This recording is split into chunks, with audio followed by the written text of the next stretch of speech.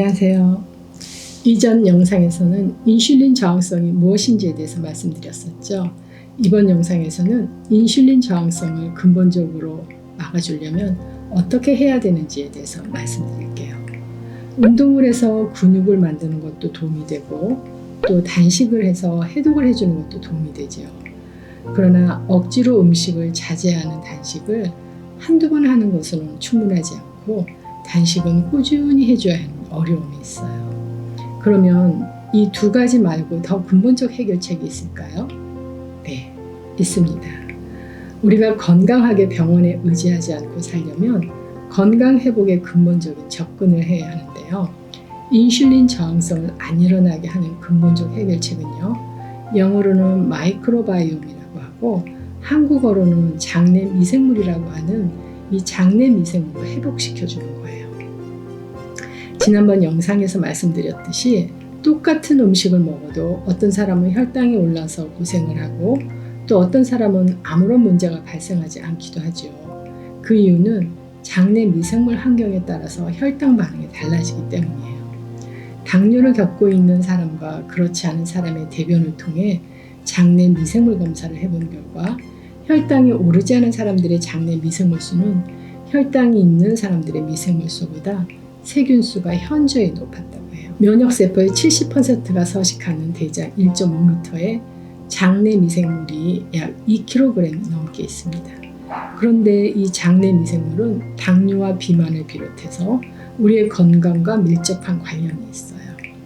사람들의 장 속에는 우리 몸의 에너지원이자 건강을 저하하는 유익균들이 상당수를 차지하는데요. 박테로이데스는 16%, 프리보텔라 13%, 페칼리박테리움이 8%, 이것 말고도 무수히 많은 종이 있어요. 장 속에 서식하는 미생물 박테로이데스는 복부의 비만세포와 소장 내 호르몬을 조종하는 상피세포에 작용을 해서 중요한 핵심 기능을 하는데요. 체내의 혈당 수치를 낮춰주는 일을 해요. 그래서 건강한 장내 미생물이 얼마나 많이 다양하게 생태계를 이루는가에 따라서 혈당 변화가 확연히 달라질 수 있다고 해요. 장내 미생물 마이크로바이옴이 이 단어가 생소한 분들도 계시죠? 마이크로바이옴은 우리 몸에 사는 미생물 생태계예요. 미생물 90%가 우리의 장에 사는데요. 장내 미생물 균총이 평소에 균형을 이루며 우리에게 이로운 작용을 하는데 이 특별한 이유로 우리의 장내 환경이 악화되면은 예를 들어서 미생물의 먹이를 먹어주지 않거나 항생제를 먹거나 스트레스를 받거나 또 몸에 안 좋은 인스턴트 식품이나 설탕 등을 섭취하게 되면 유해한 균이 우세하게 되고 몸에 좋은 균이 줄어들게 되면서 병을 일으킨대요. 박테로이데스 유익균은 혈당을 낮춰주지만 반대로 파라박테로이데스 유해균은 혈당을 높이는 일을 해요. 이 유해균은 설탕과 같은 단순당을 주먹이로 사용을 하는데 2016년 논문들에 의하면 사람 세포는 30조 개라고 하고요. 우리와 공생하는 미생물의 숫자는 38조 개라고 합니다. 이 38조 개의 장내 미생물은 생태계를 형성하고 있어요. 자연의 생태계가 여러 종들의 조화 속에서 건강해지듯이 장내 미생물들도 다양한 균들의 균형이 매우 중요해요. 왜냐면요, 균형 잡힌 장내 미생물 생태계에서 생산되는 유익한 대사물질이 우리의 소화와 면역, 신진대사는 물론 신경 발달과 뇌까지 다양한 영향을 미치기 때문이에요. 인체의 기본적인 생리활동과 유지에 관련된 아주 중요한 역할을 해요. 장내 미생물과 인간은 공생관계를 유지하며 서로 도움을 주고 있어요.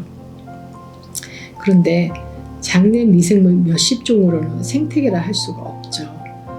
미생물의 종류가 다양해야만이 생태계라고 할 수 있는 거예요. 미생물의 다양한 공존이 필요한 이유는 우리가 어떤 음식을 먹었을 때 흡수를 못 시키는 식품도 있어요. 예를 들면 브로콜리 같은 경우가 그런데요. 브로콜리의 그 항암 성분은 제 역할을 하려면 장내 미생물에 의해서 바뀌어야 해요.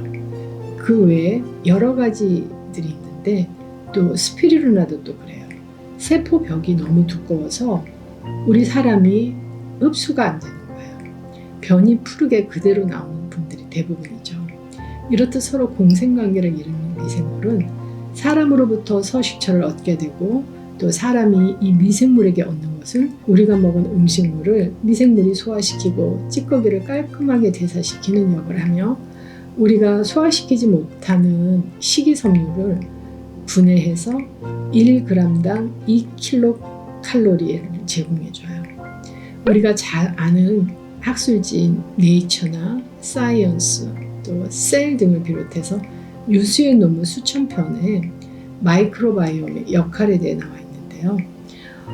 위에서 설명한 인슐린 저항성과 관련된 뿐만 아니라 우리 건강의 95%를 주관한다고 해요.